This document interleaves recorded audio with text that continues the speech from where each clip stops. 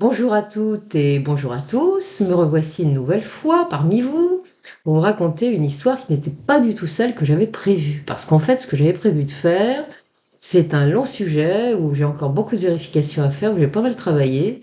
Et à un moment, d'autant que j'ai eu quelques petits soucis à nouveau de problèmes de santé, mais que j'ai résolu parce qu'on a enfin trouvé la cause de mes malheurs.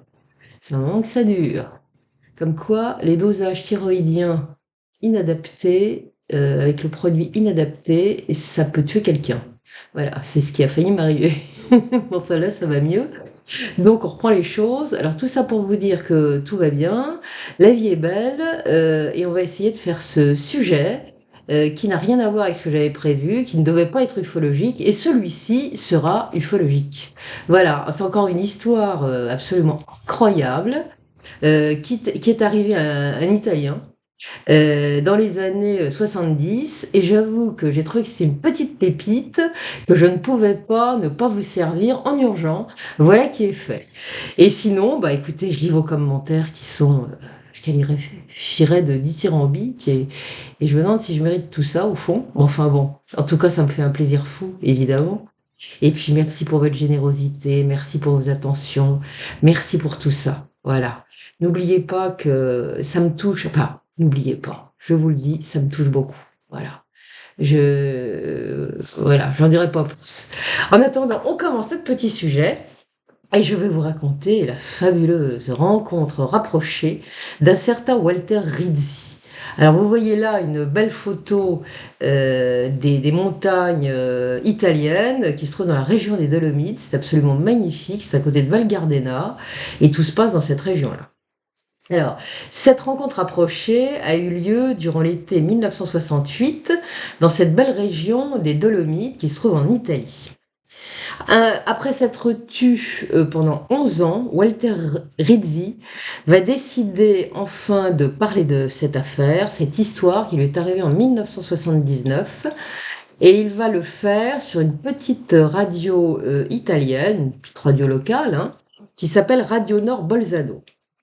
Il faut dire que s'il s'est tu pendant aussi longtemps, c'est qu'il y avait une raison, parce il a évidemment tenté d'en parler à des proches, famille ou amis, et tous ont, comme il se doit, rigolé à gorge déployée, en se demandant quelle mouche avait bien pu le piquer. Donc, vu leur réaction, il a préféré se taire pendant des années, et on le comprend. Photo numéro 2. Comme son témoignage radiophonique a connu un succès d'audience, eh bien, même plus que ça, c'était hors norme. Il va être invité un petit peu plus tard dans une émission présentée par une présentatrice célèbre, une émission de la RAI, une émission de très grande audience. Et là, il va faire également un carton. Donc, le voilà connu en tant que contacté. Et c'est la fille d'un certain Yann Nori, qui est un ufologue britannique très réputé, qui a assisté, suite à ses émissions, à une conférence qu'il a donnée en Allemagne, parce que cet homme vit en Allemagne. Hein, bon, il est né en Italie, mais il vit en Allemagne, qui est finalement une région, enfin ses parents, son père en tout cas, je pense, était d'origine autrichienne, donc voilà, il parle allemand.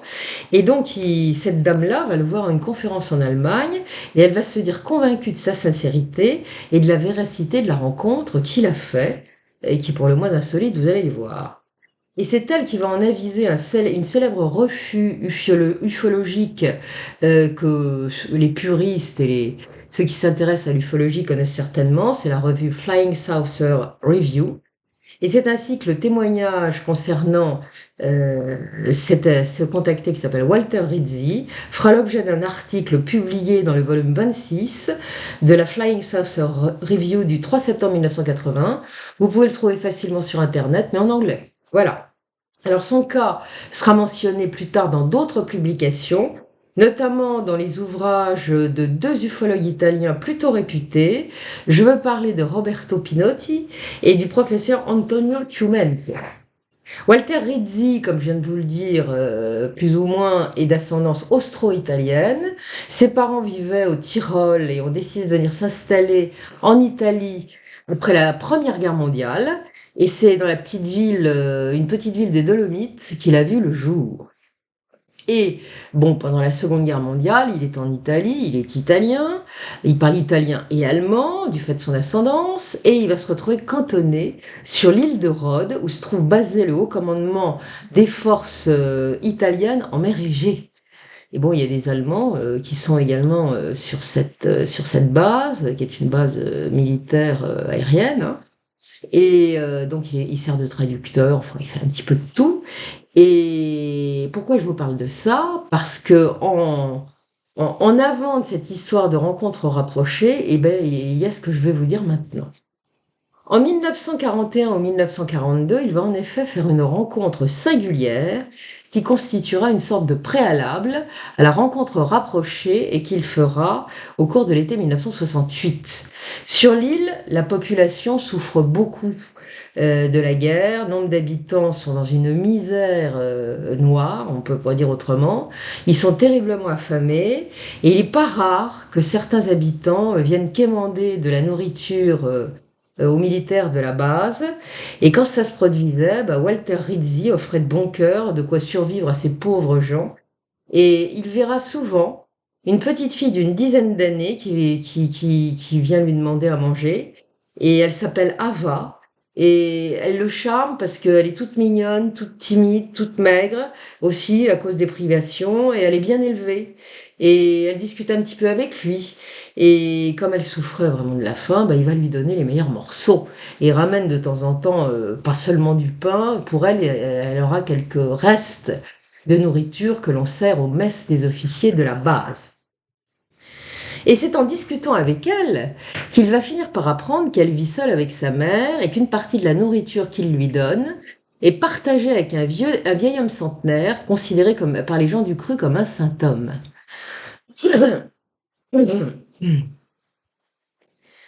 Ce vieillard vivait depuis toujours en ermite dans une zone montagneuse qui est pas très loin de la base aérienne de Rhodes où il se trouve basé, et ne descendait jamais dans la vallée. La population le considérait comme un saint homme, mais aussi comme une sorte de devin. Il avait apparemment un don de prédiction. Celui-là ne voulait avoir de contact avec personne et ne s'adressait qu'à la petite Ava. Walter Rizzi, piqué par la curiosité, lorsqu'il entend parler de cet homme-là, dit à la petite fille qu'il aimerait bien le rencontrer. Et bon, c'est sûr que c'est un peu risqué de se rendre dans cette zone montagneuse à cette époque de la guerre, parce que là-bas se cachent des résistants qui tentent des embuscades. Mais bon, tant pis, il aimerait bien le voir. Et à force de demander à la gamine de l'emmener voir le vieil ermite, elle va finir un beau jour par accepter. Ils vont marcher pendant à peu près 2 heures avant d'atteindre le territoire où vit ce vieil homme. Et à un moment, la petite fille va lui désigner du doigt un personnage. Il est sur un piton rocheux et il semble les attendre. Lorsque Walter Rizzi va se retrouver face à lui, son apparence va l'impressionner. Il est d'une maigreur à faire peur. Ses cheveux et sa barbe sont d'un blanc de neige, ils sont très longs, et la peau de son visage est burinée par le soleil, elle est brûlée comme une vieille pomme. Il est à demi nu. Donc c'est vraiment l'ermite dans toute sa splendeur, c'est presque un fol en Christ orthodoxe. Lorsque Walter Rizzi va lui tendre la main pour le saluer, le vieil homme ne la saisira pas. Il va se contenter de lever le bras droit pour lui dire bonjour et il va l'entendre murmurer Ezikala, ce qui veut dire tu es bon. Rizzi a été immédiatement frappé par le regard du vieillard. Ses yeux d'un noir profond brillent d'intelligence et de bienveillance. Il se sent transpercé par ce regard. Il a l'impression que le vieil homme lit dans son âme. Tous les trois vont s'asseoir à même le sol. La conversation va commencer. Elle est agréable. Walter Rizzi se sent bien. Pour un peu, il en oublierait les horreurs de la guerre. Il se sent comme hors du temps avec lui. Et il dira plus tard qu'à la fin de ce premier entretien, il a ressenti une vive estime pour ce vieillard et il a senti que c'était réciproque. C'est pourquoi, en dépit du danger, il reviendra le visiter à plusieurs reprises, parfois seul, mais parfois aussi accompagné d'Ava. Il lui est même arrivé de rester 2 ou 3 jours là-bas, dans la nature avec lui. La confiance s'est si bien instaurée que le vieillard va se confier peu à peu à lui et lui dispenser une sorte d'enseignement. Il va lui confirmer avoir effectivement plus de 100 ans et il va lui apprendre à lire sur les visages des personnes afin de distinguer leurs traits de caractère. Il va aussi lui montrer des signes qu'il qualifiera d'importants qui se trouvent dans les paumes de nos mains et il va lui en révéler le sens. Mais surtout, il va lui apprendre une prière en grec ancien dont il soulignera qu'elle contient des mots magiques. Il va lui demander de la réciter toujours à la même heure de la journée et de préférence dans un état de transe. Il lui apprendra d'ailleurs comment faire pour se retrouver dans un état modifié de conscience. Il va lui expliquer que cet état particulier est très, très favorable puisque ça permet de purifier l'esprit et d'influer positivement sur le champ magnétique cosmique. Il lui dira aussi que s'il s'y plonge régulièrement, ça lui permettra toujours de rester en bonne santé et plein d'énergie. L'ermite lui révélera pratiquer un exercice très particulier, une fois par mois, qui consiste à rester immobile comme une statue durant 2 jours. 2 jours consécutifs, et ça va, dira-t-il, ça lui donne la capacité de voyager dans l'espace en s'évadant de son corps. Et dans ces cas-là, son esprit s'échappe très loin. Et comme le temps et la distance n'existent pas, comme il le dira, il lui est ainsi possible de visiter des mondes habités de l'univers et de rencontrer des êtres qui sont très différents des humains. Il soulignera que ces êtres sont incroyablement plus en avance que les terriens, d'un point de vue de la science, d'un point de vue de la technologie.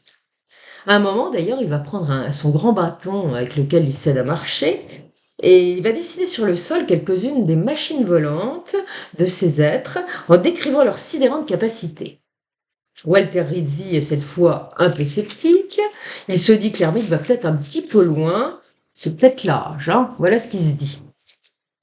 En tout cas, le centenaire a dû capter sa pensée, il va lui sourire et lui conseiller de se souvenir de tout ce qu'il vient d'entendre, en ajoutant mystérieusement que dans quelque temps, l'occasion lui sera donnée de changer d'avis, puisqu'il rencontrera un jour des êtres venus d'une autre partie du cosmos.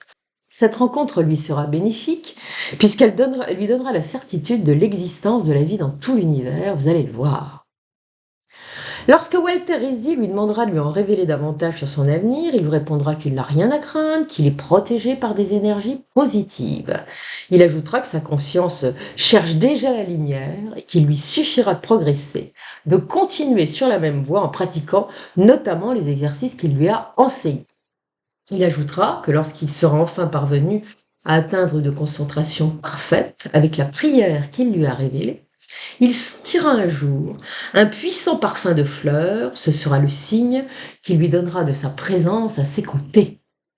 Et puis, il va aussi lui annoncer qu'une fois la guerre terminée, il rentrera chez lui indemne, il n'y aura pas de soucis, et il ajoutera aussi que l'Italie va perdre la guerre. Et il ne se trompera pas, ce vieux centenaire, puisqu'effectivement, la guerre s'achèvera sur une défaite de l'Allemagne et de l'Italie, de ses alliés, hein, pas seulement l'Italie d'ailleurs, et Walter Rizzi rentrera en pleine forme chez lui. Durant les années qui vont suivre, il va s'appliquer à pratiquer assidûment les exercices qui lui ont été enseignés par l'ermite. Tous les 3 ou 4 mois, il parvenait ainsi à la concentration absolue, parfaite, et en ce cas, il percevait cette fameuse odeur de fleurs, de muguet et de roses, comme le lui avait annoncé l'ermite. Alors, c'est marrant parce que c'est l'odeur de sainteté, ça. Pourtant, c'était pas un saint, mais bon, c'est l'odeur de sainteté qu'on a ressentie autour de Padre Pio et de quelques autres. Une nuit de l'été 1955, vers 4 heures du matin, alors qu'une fois de plus, il est en train de réaliser ses exercices, voilà que se produit soudain un phénomène insolite. Il sent, comme c'est déjà arrivé à plusieurs reprises, la fameuse odeur de fleurs. Ça envahit sa chambre. Cette fois, quelque chose de plus va se produire. Il voit en effet se former devant lui une étrange nuée phosphorescente. Et au milieu de cette nuée, que voit-il? Il voit nettement la silhouette du vieil ermite de l'île de Rhodes. Il va le voir lever le bras, en signe de salut, comme autrefois. Il ne prononcera aucune parole et lui sourira de disparaître. La vision a été brève, mais bouleversante pour Rizzi, et il avouera plus tard en avoir pleuré d'émotion. S'il nourrissait encore quelques doutes, cette fois, il n'en a plus aucun. et va arriver la rencontre rapprochée. Alors ça, c'est des années plus tard. Ça va se dérouler en 1968. Comme je l'ai dit, lui, alors en Allemagne, au mois de juillet de cette année-là, il va passer ses vacances dans sa région natale, de la région des Dolomites, près de Val Gardena. Et c'est durant ses vacances dans les Dolomites que va se produire son étonnante rencontre. Ce jour-là, il a passé une partie de l'après-midi et de la soirée en compagnie d'une jeune femme hollandaise qui passe également ses vacances dans la région. Je pense qu'il est séparé de son épouse à ce moment-là. Donc voilà, il prend du bon temps. Et puis vers minuit, il faut rentrer, regagner le domicile de sa tante où il séjourne. Cette tante qui tient un hôtel dans une petite ville des Dolomites. Et pour rejoindre la petite ville des Dolomites en question, eh bien, il va passer par l'école du Grodner de la Sella. Et cette nuit-là, ça va pas être de la tarte, parce que la montée vers le Grodner n'est pas simple, le temps est changeant. La prudence commande de rouler lentement, car la visibilité est très restreinte, et par moments, il a même dû s'arrêter, parce que c'était tellement réduit qu'il risquait de se ficher dans un ravin, du fait d'épais bancs de brouillard et de brume qui barrent soudain la route. Hein. C'est que dans les phares, on voit des fois plus rien, hein, et donc il perdait ses repères. Après avoir franchi le col du Grodner, il n'en peut plus. Il est sur les genoux, il se sent crevé, fatigué, et il sent que ça devient vraiment dangereux de conduire dans cet état, surtout avec les conditions dans lesquelles ça se passe, et il décide donc de s'arrêter pour faire une petite pause. Il est plus d'1 heure du matin lorsqu'il se gare sur le bas-côté de la route, près d'un tas de gravier. Il ne va pas rester longtemps très éveillé, puisque d'un seul coup, il est tellement fatigué qu'il s'endort comme une pierre. C'est une forte odeur de brûlé qui va le réveiller un petit peu plus tard en sursaut. Il se demande d'où ça peut provenir, car il ne voit pas de fumée dans l'habitacle de sa voiture. Il pense qu'il s'agit peut-être quand même d'un court-circuit qui affecte sa Fiat 600, et il décide donc de procéder à une inspection afin de voir de quoi il s'agit. À l'aide d'une lampe torche, il fait le tour de la voiture, il examine de près et il ne voit rien. Il ouvre des yeux ronds, il n'y a rien qui fume, il n'y a rien d'anormal, mais dans l'air, il y a cette odeur entêtante de brûlé. C'est très désagréable et c'est pas terrible. Et c'est en levant la tête qu'il va apercevoir à environ 400 mètres une lueur étrange qui illumine la brume. Le voilà bien étonné, parce qu'il sait parfaitement qu'à cet endroit, il n'y a aucune habitation. Pas même un hôtel. Cette zone, il la connaît comme sa poche depuis qu'il est tout petit, parce qu'il est souvent venu se promener là avec les gens de sa famille. Donc il se demande ce qui peut bien provoquer cette lueur en pleine nuit, et la curiosité va le pousser à aller y voir. Et le voilà qui descend, comme il le peut, mais avec sa lampe torche qui aide, vers le grand pré qui se trouve en contrebas. Et soudain, entre les nuées de brume, il va distinguer quelque chose qui va le clouer véritablement sur place. Il s'agit d'un énorme engin circulaire entouré d'un halo de lumière blanche et cotonneuse. Dans une fulgurance, inutile de vous dire qu'il va se rappeler aussitôt ce que lui a prédit l'ermite de l'île de Rhodes quelques décennies avant. Comme il ne s'y attendait pas, c'est vraiment un grand choc, comme on peut s'en douter, et sous le coup de l'émotion, voilà que son cœur bat la chamade et il a le souffle court. Donc il va décider de se rapprocher pour voir l'engin de plus près. Le banc de brume s'est soudain dissipé, c'est curieux, et il réalise que ce qu'il contemple n'est vraiment pas petit, c'est même très grand. Au jugé, il dirait que ça devait bien mesurer entre 70 et 80 mètres de diamètre. Vous imaginez, c'est pas un petit truc. Hein. Son fuselage argenté est fait d'un métal étincelant qui brille dans la lumière et ressemble à de l'aluminium. Il s'agit d'une grande soucoupe surmontée d'une coupole transparente.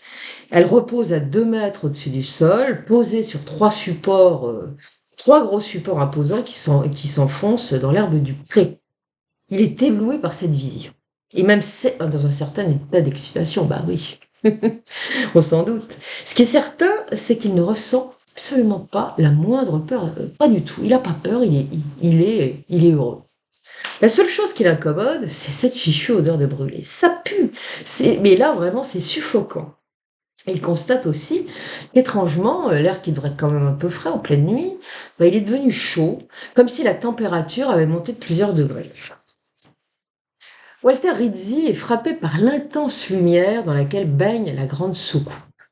Cette lumière a en effet l'incroyable particularité de s'arrêter net à une 50aine de mètres d'elle, comme si un mur invisible l'empêchait de se propager plus loin. Il constate aussi que très curieusement, elle ne génère aucune ombre. Ça, c'est classique, les lumières tronquées qui ne font pas d'ombre. Comment est-ce que ça peut se faire? Bah, avec notre lumière à nous, ça ne le fait pas, mais eux, ils savent faire, hein. Donc il va encore se rapprocher de la soucoupe pour arriver à une dizaine de mètres, et à ce moment-là, elle le domine dans toute sa majesté. C'est un grand truc, c'est très haut, c'est beau.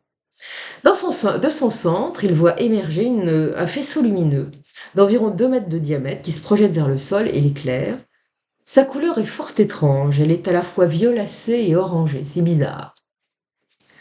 Alors qu'il est tout à sa contemplation et qu'il s'apprête à faire machinalement un pas de plus, il va se retrouver soudainement paralysé.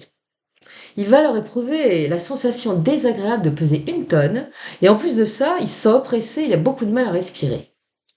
C'est alors que la coupole qui est située au sommet de l'engin va s'illuminer, et il va distinguer à l'intérieur de la coupole la présence de 2 créatures qui sont en train de le regarder. Il va aussi apercevoir, se déplaçant près de l'engin, un étrange objet qui lui semble fait d'aluminium. Il s'agit d'une sorte de gros cylindre qui mesure bien 2 mètres de haut. Il semble fait de métal étincelant, du même métal étincelant que la soucoupe, et repose sur ce qu'il qualifiera de 3 longues jambes, comme vous pouvez le voir. Sur sa partie supérieure, il distingue 4 longs bras articulés, et plus bas, une sorte de large bande qui émet une pâle lueur orangée. Il dira plus tard que cette chose était manifestement un robot, un automate qui semblait réparer la partie centrale de la soucoupe. Il voit en effet ses bras se mouvoir et faire tourner la partie supérieure de la bande centrale de la soucoupe dans un sens, sa partie inférieure dans un autre sens, et à chaque fois ça produit un très curieux grincement. C'est à cet instant qu'il va voir s'ouvrir une espèce de trappe ovale située au centre de la soucoupe. L'un des êtres va en émerger et descendre en flottant jusqu'au sol dans le rayon de lumière aux reflets violets et orangés. Dans cette lumière vive, Walter Rizzi distingue parfaitement l'être. Il mesure environ 1,60 m, il est vêtu d'une combinaison un peu argentée qui lui colle au corps, sa tête est protégée par un casque transparent qu'il comparera à une cloche de verre dont la base repose sur les épaules et englobe toute sa tête. Il distingue son dos, il voit une sorte de sac qui est appuyé sur son dos, d'où émergent 2 tuyaux qui rejoignent le casque en verre, et il s'est dit à ce moment-là que ça devait certainement être un équipement pour lui permettre de respirer librement hors de son vaisseau. L'être va se rapprocher de Rizzi, qui est toujours paralysé, en se déplaçant d'une curieuse manière. Il fait des sortes de bonds sautillants, comme s'il rebondissait, un peu comme les astronautes qui ont marché sur la Lune. Vous voyez, il faisait ça, lui c'est pareil, il fait des bonds. Et il a l'impression que les pieds de l'être ne touchent pas le sol, ils l'effleurent à peine. Le personnage va cesser sa progression à la limite du faisceau de lumière colorée, qui semble lui aussi stoppé par un mur invisible et se retrouver alors face à Walter Rizzi.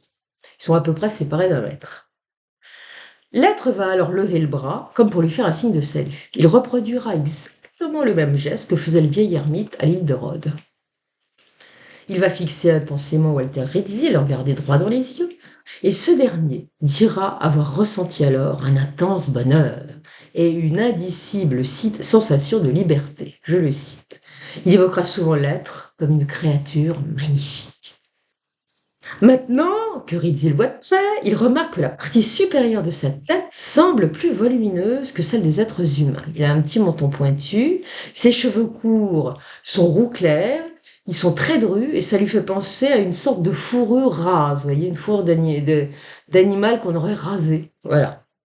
Ses oreilles sont bizarrement collées contre le crâne, elles sont toutes petites et à peine visibles. Il a un minuscule nez triangulaire et il est vraiment étrange, ce nez, c'est exactement un nez de chat. Vous savez, ils ont un nez triangulaire, les chats, exactement ça. Il a aussi une bouche dont les lèvres sont très fines. Le regard qu'il pose sur lui est bienveillant et lui inspire toute confiance. Rizzi dira que ce regard profond a provoqué chez lui un sentiment pour le moins troublant.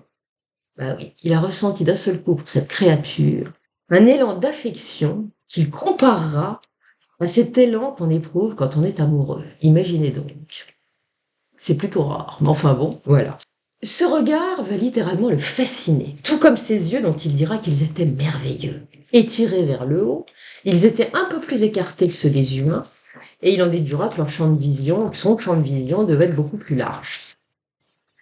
Il dira encore que la couleur de ses yeux, surmontés de très longs et fins sourcils, était un enchantement.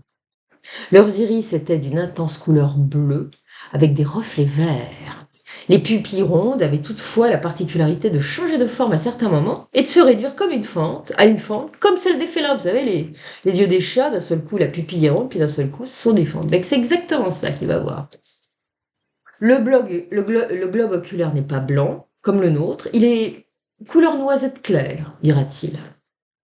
La peau de son visage est également étonnante, puisqu'elle est vert olive, mais pâle, très pâle. Hein.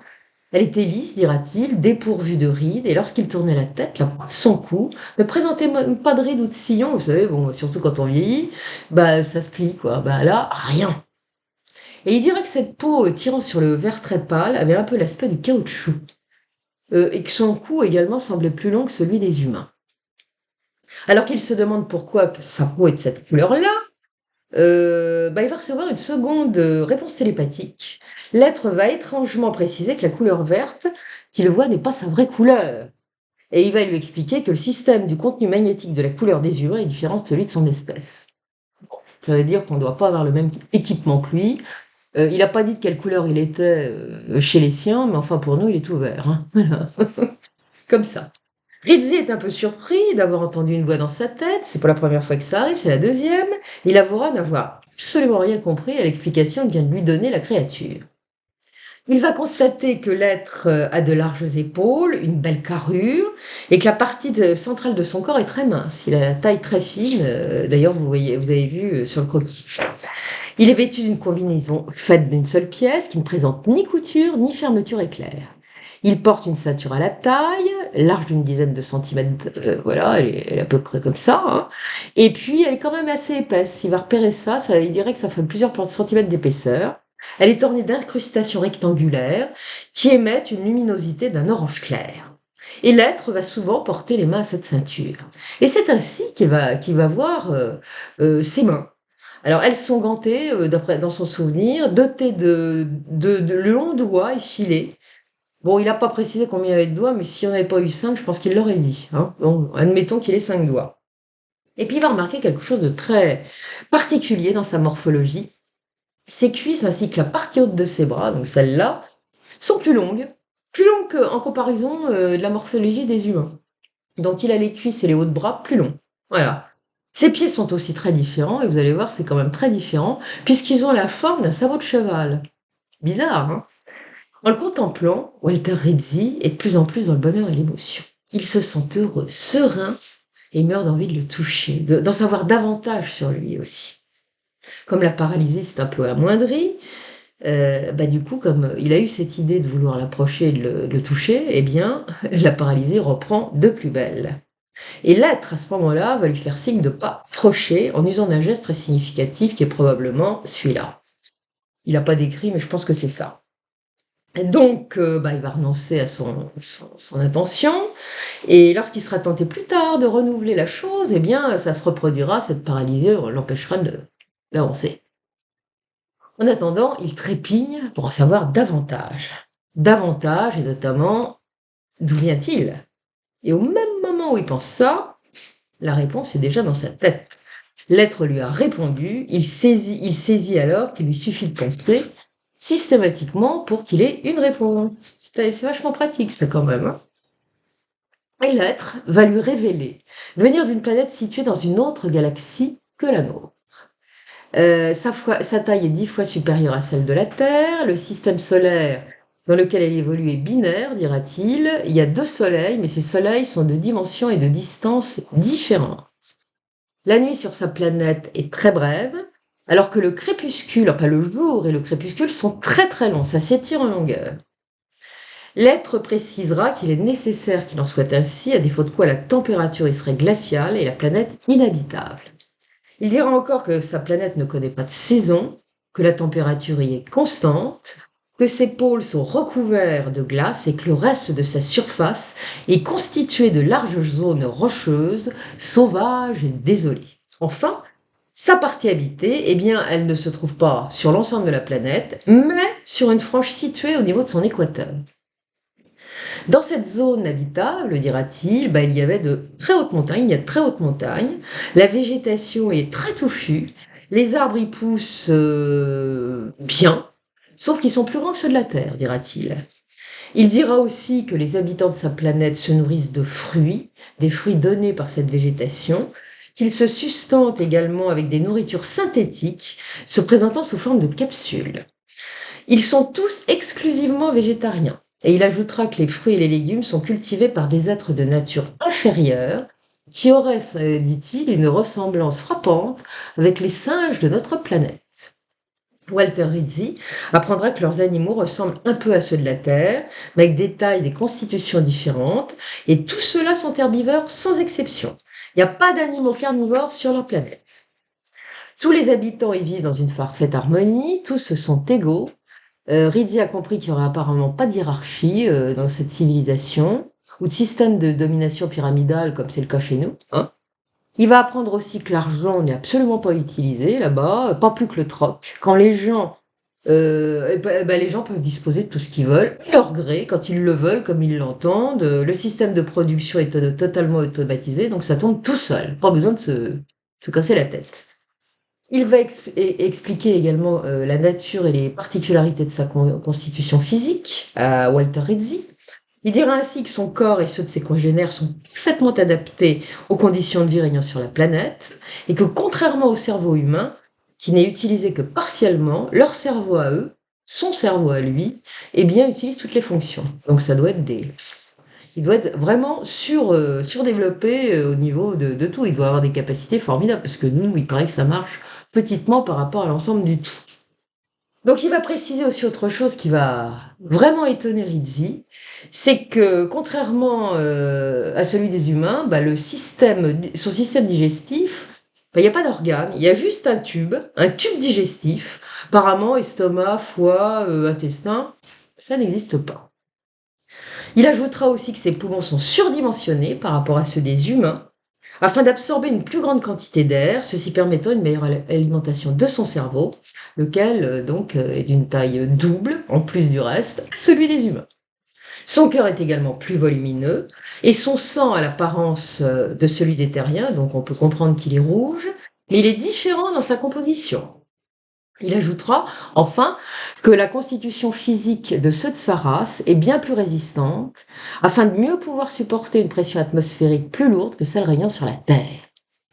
Son visiteur va lui confier également que son espèce a la particularité de ne souffrir d'aucune maladie, et que la durée de vie des individus est nettement plus longue que sur la Terre. Ils vivraient, dira-t-il, entre 3000 et 5000 ans. Elle est pas belle et en bonne santé en plus. Que vivre gaga, c'est pas marrant, surtout longtemps. Et là, ils sont en pleine forme. Et il va expliquer qu'il y a une raison. Ils disposeraient d'une technologie qui leur permet de transférer de l'énergie cosmique à leurs cellules, ce qui prolongerait considérablement la longévité. Apparemment, l'usage de cette technologie doit être limité, puisqu'il ajoutera à un moment que les gens finissent toujours par mourir parce que cette énergie cosmique dans leur corps est épuisée. Alors, soit elle ne peut plus l'absorber avec les appareils, soit il y a une quantité limitée, puis on ne vous en redonne plus après, puis après, boum, c'est terminé. Enfin bon, ça c'est moi, hein. Et très prolixe, très bavard, l'extraterrestre va lui expliquer encore que la planète d'origine de sa civilisation a les mêmes caractéristiques négatives que la Terre, et que d'ailleurs elle aurait connu par le passé une catastrophe majeure. Là-dessus, il ne dira pas un mot, mais vous verrez tout à l'heure que voilà pourquoi il dit ça par rapport à la Terre et ce qu'il nous prédit. En tout cas, Walter Rizzi se dit c'est peut-être pour ça qu'ils se baladent, hein, qu'ils sont venus jusque chez nous. Ils cherchent peut-être une autre Terre, d'autres planètes pour pouvoir s'installer, trouver quelque chose de plus accueillant. Et pourquoi pas? En tout cas, comme ça sera le cas pour d'autres contactés, Rizzi s'entendra dire aussi que les terriens ne sont pas originaires de la Terre, mais qu'ils y ont été implantés, et que la Terre est une planète expérimentale. Au début de leur échange, Rizzi s'était demandé si l'être auquel il avait affaire était de sexe féminin ou masculin. À vrai dire, il n'arrivait pas à se faire vraiment une idée. Et lorsque ce questionnement va à nouveau lui traverser la tête, il verra alors le regard de l'extraterrestre devenir plus brillant. Pour la première fois, celui-ci va lui sourire. Rizzi n'aura pas immédiatement la réponse à sa question, mais simplement ce sourire qui va lui causer une surprise. Puisque ce sourire va dévoiler deux fins bourrelets uniformes d'un blanc éclatant à la place des dents, en haut et en bas. Est-ce que c'est en cartilage, en os? Enfin, il y a une barre comme ça. Bizarre. C'est un seul bloc et ça ne reproduit pas du tout les détails des alignements de dents. Rizzi comparera cette particularité morphologique quand même à un dentier et il va se dire à ce moment-là que celui qu'il a en face de lui ou celle va être sacrément vieux pour porter un dentier. Ça, c'est bien humain. Alors qu'il est en train de penser ça, l'extraterrestre va se fendre d'un nouveau sourire. Bah oui, ça a dû le faire rigoler s'il a capté la pensée. Et il va lui expliquer télépathiquement qu'il a absolument pas besoin de dents, comme ses congénères, parce qu'il n'est pas carnivore comme les terriens, qui sont semblables à des animaux. Et là, on prend toujours ça, mon gars. Et il lui rappellera qu'il se nourrit exclusivement de fruits, de légumes et de graines. Après cet intermède plutôt déconcertant, Rizzi va enfin recevoir une réponse à sa question précédente. L'être est-il de sexe masculin ou de sexe féminin? Et bien l'être, il va lui répondre qu'en réalité, il est ni l'un ni l'autre. En tout cas, pas au sens où l'entendent les terriens. Il soulignera aussi que ceux de son espèce ne s'accouplent pas comme le font les animaux, et revelant. Et tout se fait simplement par la pensée, mais sur ce point encore, Rizzi n'en apprendra pas davantage. Alors qu'il s'interroge à propos de l'OVNI, qu'il regarde souvent en coin en se demandant pourquoi il ne distingue ni tôle, ni boulon, ni soudure, ni quoi que ce soit, un peu comme s'il était fait d'une seule pièce, la réponse va immédiatement fuser dans sa tête. Il apprendra ainsi que le matériau dont il est fait a la propriété de s'auto-souder et d'avoir une résistance bien supérieure à tous les matériaux connus sur la Terre. Et pendant qu'ils sont en train d'échanger, Rizzi remarque que le robot continue de travailler avec ses longs bras tentacules. Il le voit s'affairer sur une partie dont le rebord est effilé, très effilé même, et ça l'intrigue. Il pense à ce moment aussi que ce rebord tranchant doit certainement être fait pour détruire les météorites quand il voyage. L'extraterrestre a une fois de plus capté sa pensée. Il va lui dire c'est un nouveau grand sourire, il est très souriant maintenant, il le détrompe aussitôt. Il va lui dire non, non, notre vaisseau utilise une autre technique pour se protéger des météorites sans toutefois en préciser la nature. L'échange télépathique déviera ensuite sur les voyages que les vaisseaux de leur flotte accomplissent en permanence dans le cosmos. L'être précisera que ceux de leur civilisation voyagent dans de gigantesques vaisseaux mers, également en forme de soucoupe, sont des énormes disques, dont Rizzi pensera avoir compris qu'ils pouvaient quand même atteindre près de 5 km. Quand même pas petits ces vaisseaux mers-là. Hein. Et ces vaisseaux géants, l'être va lui préciser qu'ils sont propulsés par une énergie extraite des systèmes solaires ainsi que des champs magnétiques régulant l'attraction des planètes. Et le stellaire soulignera alors que cette énergie est inépuisable et terrifiante, puisqu'il est possible d'en tirer une puissance illimitée. On pourrait se demander si c'est pas la fameuse énergie libre qu'a étudiée et qu'a expérimenté Nikola Tesla. Pourquoi pas? En tout cas, l'être dira encore que dans leur vaisseau mère vivent des centaines d'individus et qu'ils abritent aussi des vaisseaux plus petits. Et tout cela sont pilotés par des équipages. Hein. Mais il en existe aussi, dira l'extraterrestre, qui se déplacent sans personne à bord. Et ceux-là sont destinés à l'observation dans des zones intermédiaires du cosmos. Voilà, et au recueil d'informations aussi.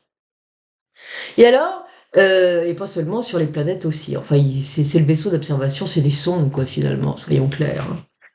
L'être va expliquer également qu'ils se déplacent très facilement dans le cosmos avec leur grand vaisseau, mais qu'ils doivent veiller à ne pas dévier de leur route. Et ils suivent, comme il dira, des canaux neutres qui se situent dans des zones intérieures du cosmos, précisément. Alors, est-ce que c'est les fameux trous de verre qui sont peut-être pas des trous, mais qu'on longe? J'en sais rien. En tout cas, cela leur permet d'éviter l'attraction de différents corps célestes qu'ils pourraient croiser et des dangers cosmiques, hein, dans un champ de météorites, planètes mortes, enfin bon, bref, qui sont susceptibles de les heurter. En fait, bah oui, sinon ça les transformera en poussière, chaleur et poussière. Hein. Et puis, il y a des choses aussi que ça évite ces trajets le long des canaux, ça leur évite d'être aspirés, dira-t-il. Donc ça doit être les trous noirs auxquels il faisait allusion. En tout cas, lorsque Rizzi lui demandera si leur vaisseau se déplace à la vitesse de la lumière, Son interlocuteur répliquera que les distances n'existent plus dès qu'ils transmutent les atomes de la matière de leurs engins et des passagers qui sont à bord. Donc, c'est une autre densité et ça doit être différent. Lorsque Walter Rizzi demandera pourquoi il ne s'installe pas sur notre planète, bah oui, pourquoi pas? Et qu'il n'aide pas les théoriens à se développer technologiquement tout en l'interrogeant aussi sur le temps qu'il faudrait pour atteindre leur niveau technologique, une partie de la réponse sera donnée et cette partie va être un peu inquiétante comme vous l'allez voir, surtout pour notre ami. L'être va d'abord souligner qu'une loi cosmique interdit formellement toute intervention dans le développement des planètes et dans le développement des individus qui habitent ces planètes. Et il ajoutera que si sa civilisation devait un jour intervenir, ce serait uniquement si elle se trouvait confrontée à un danger résultant d'actions terriennes inadaptées. Et cette réponse a souvent été donnée par certains visiteurs plutôt discrets à des contactés.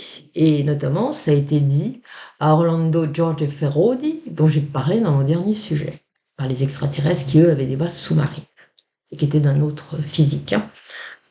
Le libre arbitre est manifestement une loi cosmique universelle qui s'impose à toutes les civilisations du cosmos et ne doit pas être violée. Pourtant, on le voit, certaines espèces endémiques qui sont sur notre planète ne se gênent pas pour la violer en abductant des humains par milliers, peut-être par millions. Il paraît que ça s'est accentué d'une façon absolument terrifiante ces dernières années. Bon, en attendant, l'être dira que ce n'est toutefois pas l'unique raison qui les fait s'abstenir de s'installer de manière permanente sur la Terre. Il y en a encore une autre. Et cette autre, elle est quand même pas mal. Quand ils viennent dans notre système solaire, ils se mettent à vieillir à toute vitesse. On doit avoir un temps qui passe beaucoup plus vite. Voilà. Donc, ça les intéresse pas trop, on peut se comprendre. Et pour ce qui est d'une autre raison supplémentaire, on ne peut pas dire qu'elle soit très optimiste. Ils n'ont pas envie de venir sur une planète qui est en danger.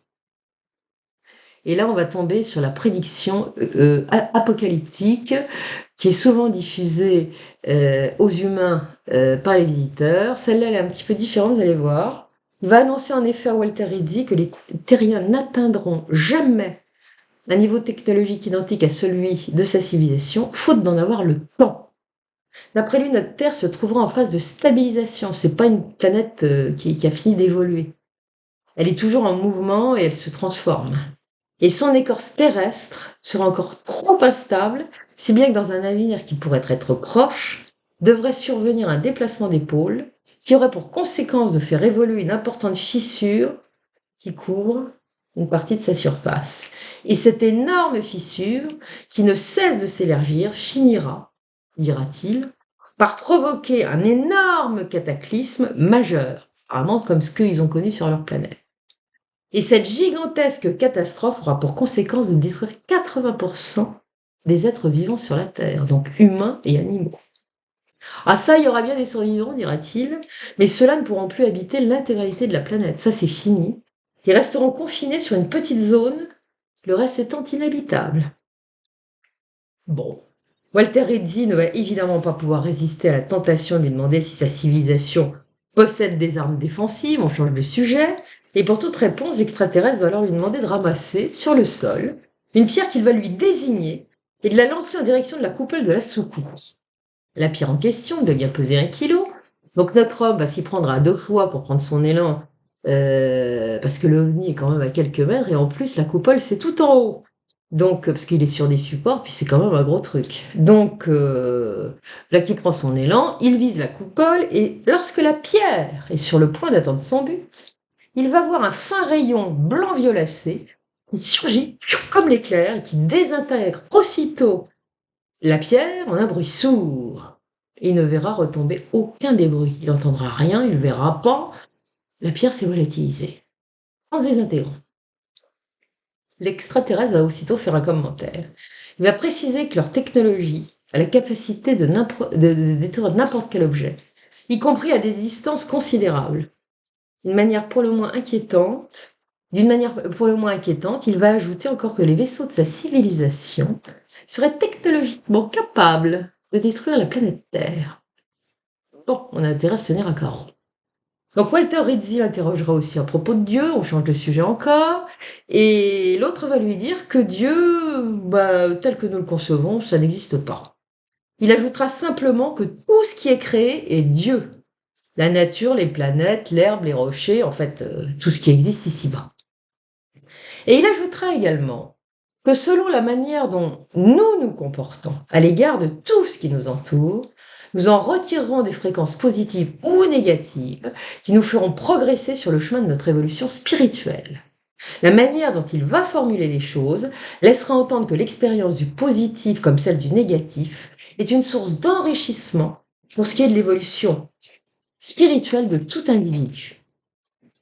En jetant machinalement un coup d'œil vers la soucoupe, Walter Rizzi va constater que l'espèce de bande de lumière en rangée qui entoure la taille du cylindre, du robot, puisqu'il y a un bloc, voilà, et au milieu il y a une bande rouge, vous vous souvenez, ou orange, bon. Et ben là, d'un seul coup, la lumière commence à devenir très vive. Et il va voir aussi les bras et les jambes du robot en train de se rétracter. Concomitamment, très curieusement, il va voir la partie cylindrique en métal rétrécir à vue d'œil en émettant une lumière violacée. Le robot va alors rejoindre le centre de la soucoupe et pénétrer dans un rayon de couleur orange violacé. Et là, il semble tout à coup flotter. Rizzi va le voir s'élever dans la lumière comme s'il prenait l'ascenseur. Il va comprendre alors que il a fini de travailler, le robot, et que la rencontre est probablement terminée. Et c'est à ce moment qu'il va apercevoir sous la coupole, en levant le nez, l'autre extraterrestre qui est à bord du vaisseau. Et celui-là va lui adresser un signe de la main, coucou, bien qu'il ne la distingue pas clairement la créature, là il voit mieux que quand il l'a vue de loin, eh bien elle semble absolument identique à celle qui est à côté de lui. Et c'est précisément où, d'un seul coup, sans crier gare, il va se retrouver foudroyé par un sentiment qu'il dépasse.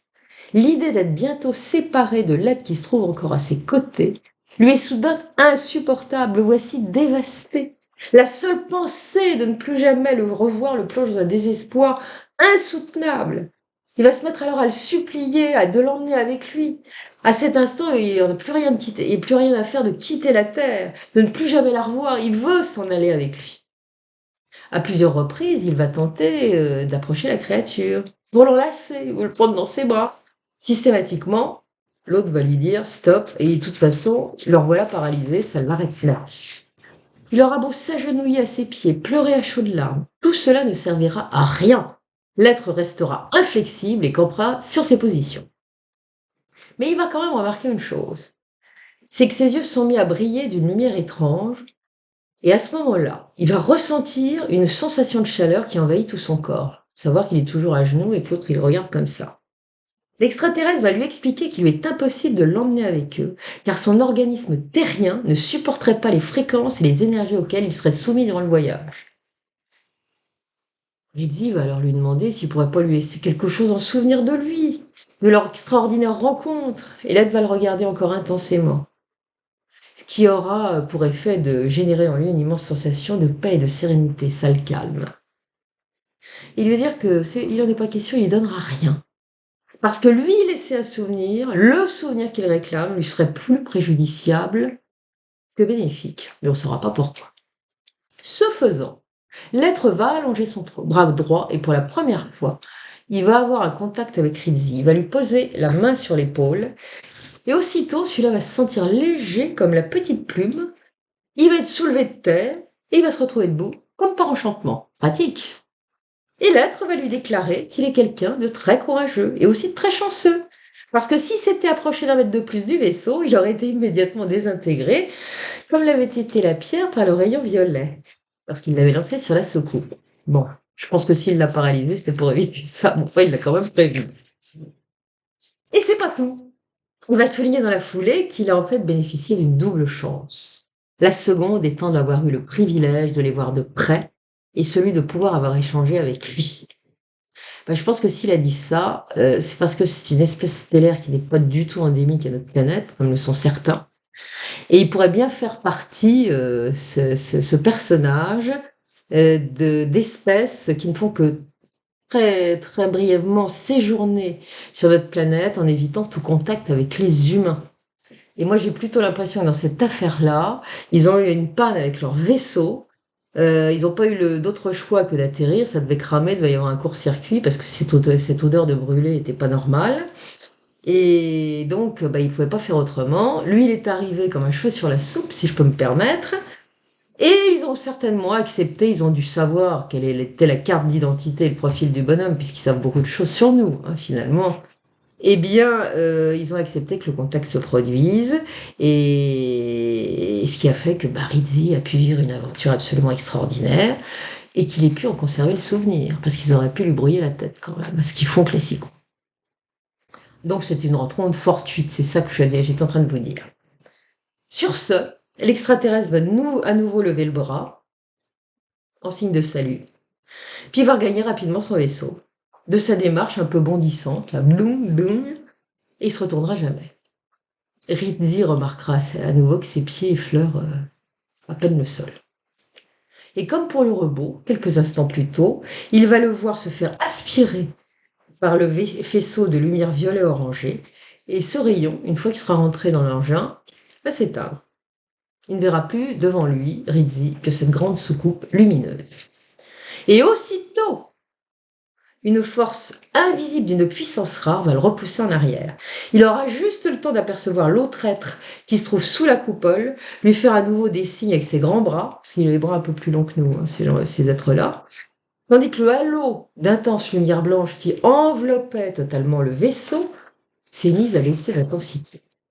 Et la force invisible va le repousser toujours plus loin. Il tentera bien de lutter, mais c'est absolument impossible, qu'il le veuille ou non. Cette force continue de l'éloigner inexorablement du vaisseau. Ce n'est que lorsqu'il se retrouvera à au moins 200 ou 300 mètres de lui que le phénomène va cesser.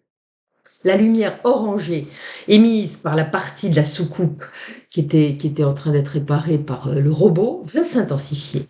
Et Rizzi remarquera que cette lumière est parfois traversée de quelques brefs rayons rouges et verts. Ça doit être très joli. Le bord externe de l'engin va se mettre à tourner et soudain une lumière jaune-orangée va virer au violet, avec de temps à autre quelques brefs éclairs orangés. Et dans la coupole, la lumière est devenue violette. Le grand halo de lumière blanche a donc totalement disparu, ce qui était autour de la soucoupe, et Rizzi va alors percevoir un son étrange qui ressemblerait, dira-t-il, à celui que ferait une scie circulaire qu'on mettrait en marche. Donc ça doit être très strident. Le vaisseau va s'élever de 2 ou 3 mètres, et à ce moment-là, les imposants pieds sur lesquels il repose vont se rétracter. Il va rester suspendu en sustentation au-dessus du sol de la prairie jusqu'à ce que la lumière violette vire au blanc pur. Et alors qu'un désagréable sifflement aigu lui fait exploser la tête, parce que vraiment c'est très aigu, il va voir la soucoupe se mettre à osciller, elle fait ça. Bon, ça c'est classique, hein. Mais lui, il va dire que c'était parce que les aides voulaient certainement lui faire adieu, lui faire un petit coucou. Bon, on sait qu'il était dans l'aviation, hein, pendant la Deuxième Guerre mondiale. Donc quand les pilotes veulent nous dire bonjour, bah, ils font ça. Moi, j'ai déjà fait des fois à la campagne en Normandie, et les avions me répondaient quand ils poussaient à basse altitude, je parle des petits avions, pas des Boeing. Enfin voilà. Donc il a cru que c'était ça. Et soudain, la soucoupe va s'incliner, et il va apercevoir sous la coupole, parce qu'elle va se pencher en avant, la grande soucoupe, il va voir sous la coupole les deux stellaires qui lui font des grands signes. Et il va se mettre à sauter en l'air de joie, il est heureux, triste, mais heureux quand même. Voilà, quoi. Salut les copains. L'immense engin va se mettre ensuite à ondoyer, tout en s'élevant silencieusement jusqu'à une altitude de 300 mètres. Il va rester immobile, cette fois dans un silence absolu. Puis la lumière va diminuer d'intensité et s'évanouir tout à coup. Et Rizzi va être alors assourdi par un ultime sifflement déchirant et puissant qui lui perce les tympans. Il va voir l'objet s'élever à la verticale à une vitesse vertigineuse, alors terrifiante même dira-t-il, et disparaître brutalement dans la nuit en direction du nord-ouest. Il dira plus tard avoir été émerveillé par le spectacle tout en avouant que lorsqu'il s'est soudain retrouvé seul dans le noir, son désespoir était absolument... il était absolu, tout simplement. Voilà, il était désespéré. Il s'est senti à ce moment comme abandonné et désespéré de n'avoir pu obtenir de l'être qu'il avait tant chamboulé, le souvenir qu'il aurait bien voulu avoir, la petite preuve de cette merveilleuse rencontre. et voilà qu'il est assis par terre à pleurer comme un enfant. Bon, il va quand même se calmer un moment et il va réaliser à ce moment-là qu'il est trempé, il est en sueur. Et l'air de la nuit est chaud, mais chaud. Puis en posant la main sur le sol, bah, il dit, mais le sol est pas froid, il est tiède. Il est en pleine montagne quand même, hein. Puis il va réaliser aussi que les brumes se sont dissipées, que maintenant, bah, il n'y a plus de brume, il n'y a plus de nuages dans le ciel, il y a un beau ciel étoilé, c'est magnifique, il regarde, mais maintenant, faut qu'il rentre, il sait pas quelle heure il est, mais faut qu'il remonte. Donc il remonte comme il peut, enfin il veut remonter comme il peut pour rejoindre sa voiture, mais là, ça va être compliqué. Pourquoi? Parce que la lampe torche qu'il avait emmenée avec lui pour descendre, bah, pour remonter, elle marche plus. Ah, il va tout essayer, et il arrivera jamais à la faire marcher. Donc, dans l'obscurité totale, eh bien, il va grimper tout ça, ce qui le ramène vers la route, et il va se casser la figure et trébucher plus d'une fois. Voilà. Et lorsqu'il va atteindre enfin la chaussée, il va se dire, je vais attendre un peu pour voir s'il y a une voiture qui passe. Parce que peut-être qu'il y a quelqu'un qui a vu quelque chose comme moi. En fait, il doit se dire, est-ce que j'ai rêvé? Vous voyez? Parce que c'est tellement énorme qu'on peut se poser la question. En tout cas, il verra pas de voiture passer, il est tard, donc il se décide à retourner vers sa Fiat 600. Il s'assoit au volant, et quand il consulte sa montre, il voit qu'il est 3h10 du matin. Bon, il va attendre 2 minutes pour se remettre de ses émotions, et au moment de tourner la clé de contact pour faire démarrer la chose, eh bien, il va s'apercevoir de deux choses. Premièrement, sa montre ne marche plus, donc elle marque toujours 3h10. Et deuxièmement, sa voiture ne démarre pas. Et là, il est très ennuyé parce qu'il se dit comment ça se fait. Et je l'ai emmené au garage, je lui ai mis une batterie toute neuve, pourquoi elle démarre pas? Bon, enfin, il va finir par y arriver, ça marchera mieux que la lampe torche. Et puis, bah, il va quand même arriver à rentrer chez lui, enfin chez sa tante qui l'héberge. Et inutile de vous dire que cette nuit-là, il fermera pas beaucoup l'œil, hein. Le lendemain matin, il est sur pied aux aurores. Et il va immédiatement dessiner l'extraterrestre, tout ce qu'il a vu qui lui paraissait intéressant. Et d'ailleurs, c'est des dessins qu'il a fait, que vous avez vu en partie, la tête de l'extraterrestre, enfin bon, voilà.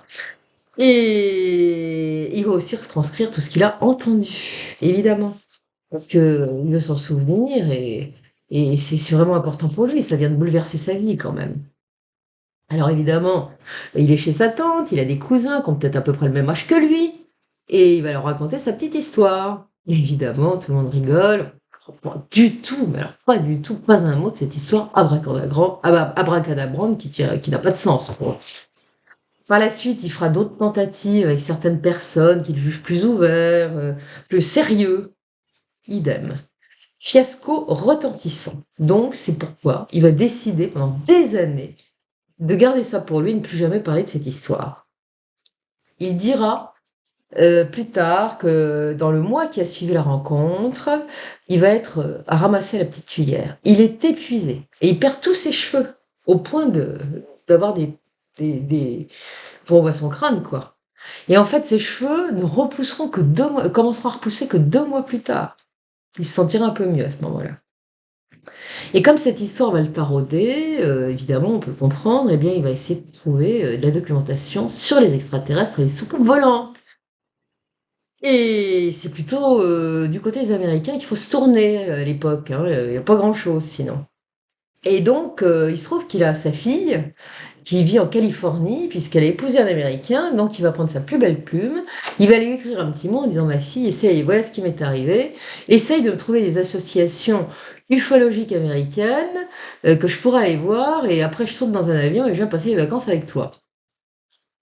Bon, le temps que sa fille lui réponde, il va aller retourner sur le site de la rencontre. Il fera ça à peu près une vingtaine de jours plus tard, quand il sera en état de le faire, parce qu'il était complètement ramassé de fatigue au départ.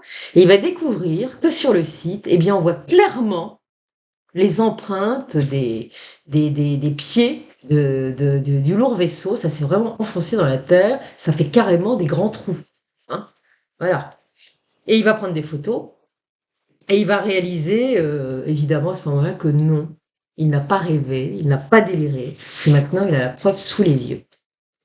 Il remarquera aussi qu'à l'endroit où le faisceau de lumière a touché le sol, l'herbe est 3 fois plus haute que sur le reste du pré.